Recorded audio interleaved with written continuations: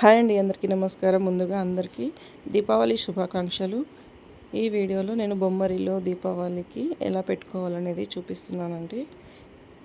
అలాగే లక్ష్మీ పూజలు కూడా ఏ విధంగా చేసుకోవాలనేది క్లియర్గా నా ఛానల్లో అప్లోడ్ చేశాను. చూడని వారు ఎవరైనా చూడండి. మేమైతే బొమ్మల కొలువుకు ఈ విధంగా చేసుకుంటామండి. చిన్న చిన్న బొమ్మలు, పావులు, అలాగే మన ఇంట్లో ఎలా ఉందో అలాగే ఒక రూమ్ లాగా డెకరేట్ చేసుకున్నాను నేను.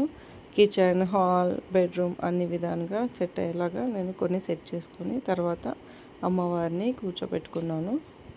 బొమ్మరిల్లుకు సంబంధించినది ఇది గడప దొరుకుతుందండి. ఎక్కడైనా షాప్లో కూడా ట్రై చేయొచ్చు. ఈ గడపని పెట్టుకోవాలి. తర్వాత నేను ఇలా మట్టితో వేసుకుంటాను. ఫస్ట్ అమావాస్య రోజు చూడండి, వీడియోలో చూపిస్తున్నాను. తర్వాత ఇలాంటి చిన్న చిన్న బొమ్మలని నేను ఆన్లైన్లో తీసుకొని ఇలా డెకరేట్ చేసుకున్నాను. బొమ్మరిలకు సంబంధించింది ఇది వంట రూమ్ని డెకరేట్ చేసుకున్నాను. ఇక్కడ అష్టలక్ష్ములను అన్నిటినీ ఇలా నేను తీసుకొని పెట్టుకున్నాను. ఎలిఫెంట్స్ని కూడా పెట్టాను. లక్ష్మీదేవికి ఎలిఫెంట్స్ అంటే ఇష్టం కదా. తర్వాత మేము ఎవ్రీ ఇయర్ ఇలా దొంతుల్ని పెట్టుకుంటామండి. దొంతులు అంచన ఉన్న వాళ్ళు పెట్టుకోవచ్చు, లేదంటే లేదు. దీనికి సంబంధించిన ఫుల్ వీడియో వచ్చేసి నా ఛానల్లో ఉంది. ఎవరైనా వాచ్ చేయని వాళ్ళు వాచ్ చేయండి. ఈ వీడియో మీకు నచ్చినట్టయితే లైక్ చేయండి, షేర్ చేయండి, సబ్స్క్రైబ్ చేసుకోవడం మర్చిపోకండి.